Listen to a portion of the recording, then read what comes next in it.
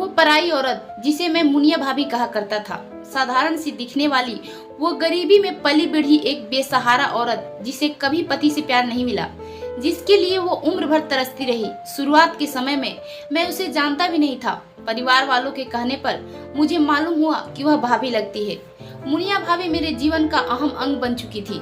जब से वह मेरे जीवन में आई, शरीर का वह हिस्सा जो अगर खराब हो जाए तो आदमी बेबस और लाचार हो जाता है, उसकी गैर मौजूदगी में मैंने एक एक पल तन्हाई में गुजारा है। उसी के ख्यालों में खोए रहना, बेबुनियादी सपने देखना, मानो मेरी रोज रोज की नियति बन गई हो। समय के साथ मैंने इंसानों को बदलते देखा है, लेकिन मैं उसकी बात कर रहा हूँ जो आज भी वैसी ही है जैसे वर्षों पहले हुआ करती थी।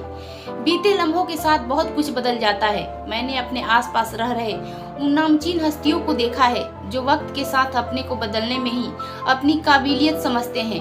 मेरी उम्र उस समय 15 की रही होगी जब मैंने अपने नाना नानी के घर आया था। ऐसे तो मेरा पूरा बचपन ननिहाल में ही बीता था। वहाँ के रीति रिवाज और संस्कृति को अपनाकर मेरा बाल्यकाल यौवन अवस्था तक आ पहुँचा। मेरे नाना का घर छोटे से गांव में है जहां मेरा परवरिश हुआ। स्कूल की पढ़ाई पूरी करके मैं अपने घर आ गया था। यहाँ पर दादा दादी के रहते हुए भी अकेलापन महसूस हो रहा था, क्योंकि मेरे जो साथी संगी दोस्त थे वे सब छूट गए थे।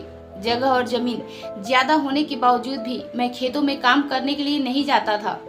यह सारी जिम्मेदारी मेरे पिता अपने कंधों पर उठा रखे थे। वो ज्यादा पढ़े लिखे नहीं होने के बावजूद भी काफी समझदार थे। खेती करने के हर एक पहलू को बारीकी से समझते थे, इसलिए मेरा घर हमेशा अनाजों से भरा हुआ रहता था। यहीं पर मेरी मुलाकात पड़ोस वाली भाभी से हुई, जो मेरे जीवन का उबाऊपन उसे देखकर दूर होने लगा। जिंदगी में कुछ खुशियां और शगुन मिलने की उम्मीद जगी। उसके पति अक्सर पैसे कमाने के लिए दूसरे शहर जाया करते थे और 4-5 महीने बाद घर वापस आते। इसी बीच हम दोनों के नैन मटके आपस में लड़ गए। उसकी गोरे जैसी खूबसूरत चेहरे, पतली कमर और मटकती चाल थी जो बहुत ही कमाल की। उसकी जितनी भी तारीफ करूं बहुत ही कम है। जब वह मेरे पास से गुजरती तो मेरे शरीर में करंट की लहर दौड़ने लगती। मेरे दिल में समुद्र की लहरों की तरफ उफान मारने लगता। ये मेरा सच मानना है या मेरी नजरों का धोखा है, ये मुझे नहीं मालूम, पर मैं इतना जरूर जानता हूँ कि प्यार अंधा होता है जिसमें कुछ भी वास्तविकता नहीं दिखाई देता। वो अक्सर मेरे घर आया जाया करती थी और मैं उसके आने का बेसब्री से इंतजार करता। सबसे नजरें बचाकर मैं उसे बार बार देखा करता। जब वो किसी दिन मेरे यहाँ नहीं आती तो मैं किसी बहाने उसी के यहाँ मिलने के लिए चला जाता। उसे जब भी मैं देखता मन करता उसे अपनी बाहों में भर लूं। उसके उभरते हुए छाती का वक्षस्थल देखकर ज्यादा ही आनंद आता। कभी उसके कंधे पर से साड़ी का पहलू किसी तरह नीचे सरक जाता तो मेरी नजर एकाएक उसी जगह आकर रुक जाती।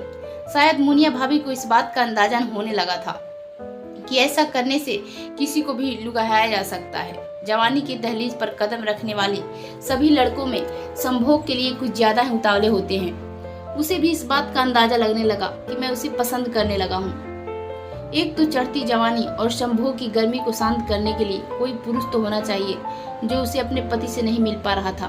पहले तो वह हमें नजरअंदाज करती, लेकिन तिरछी नजर से देखा करती। उसे जल्द ही इस बात का एहसास होने लगा कि मैं उसे पसंद करने लगा हूँ और धीरे धीरे उसे भी मुझसे प्यार होने लगा था। धीरे धीरे हम दोनों के बीच चलना मिलना जुलना शुरू हो गया। वो हमें कहती हम दोनों का मिलना जुलना सही नहीं है, किसी को मालूम चल गया तो क्या सोचेंगे मेरे बारे में। मैं पहले से शादीशुदा हूँ और आप कुंवारे, लोग तो हमें ही बदनाम करेंगे और मेरी बदनामी में आप मेरा साथ नहीं देंगे। मैं उसे अपने बाहों में भरकर उसके होठों पर अपना होठ रखकर कहता, जब मैं तुम्हारे साथ हूँ तो डर कैसा। इस जालिम जमाने से लड़ने के लिए मुझे भली भांति से आता है।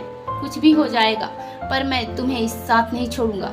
वह हमें अपने से हटाते हुए कहती, आप तो यूं ही बोलते हैं, जब मुसीबत आएगी तो आप पीछे भाग जाएंगे।